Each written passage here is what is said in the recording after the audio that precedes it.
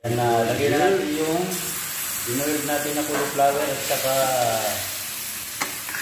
mga idol, mga master. Luluto tayo ng soya beans, saka cauliflower at saka beans. Ayan, na. Ayan, gisa na natin yung ating sibuyas bawang, chili at saka luya. Ayan. Ito pala yung ihahalo nating beans. Ayan. Ayan, naglagay na rin tayo ng garam masala, pambabango. Diba? Isa lang muna natin. Na. Nilagay na rin natin yung sibuyas. Ito yung haluin. Ayan, lagay na natin yung ating cauliflower na dahon. Ayan.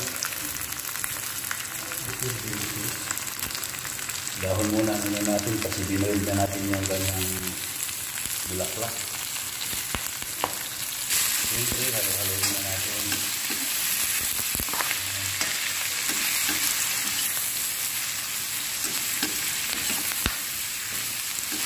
Ayan, sisay natin. Lagyan natin natin kamatis. Oh. Sarap yan kasi murang kamatis. Tuloy na natin yan. Ayan.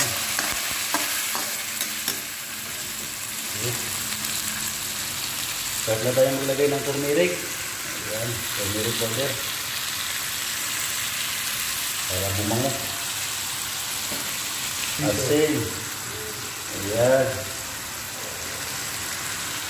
Ayan, cumin powder. Naglagay na rin tayo. Diba? Siyempre, hindi mo wala talaga yung masala dyan. Ayan, yung masala. Diba? Ayan. Ayan, i-start na natin yung halo. Ayan, bango na. Diba? Bango na.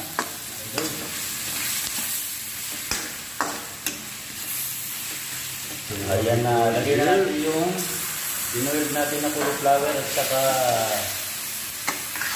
this one, soya beans. Lagyan na natin dyan. Sunod yung ating kawali.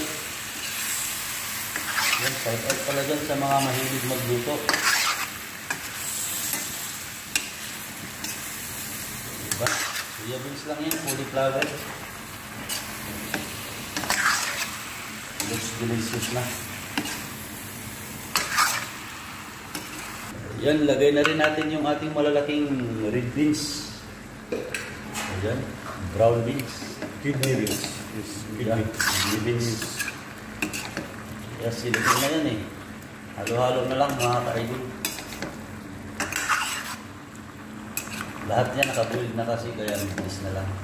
Kumbaga, paghahaluin na lang yung kanyang ricados, yung mga turmeric powder, masala, salt para pantay-pantay yung pagkaluto mga kamaster. Ayan. Natis na natin. Delicious na mga kamaster. Thank you. Maraming salamat. Luto na po yan. Ayan.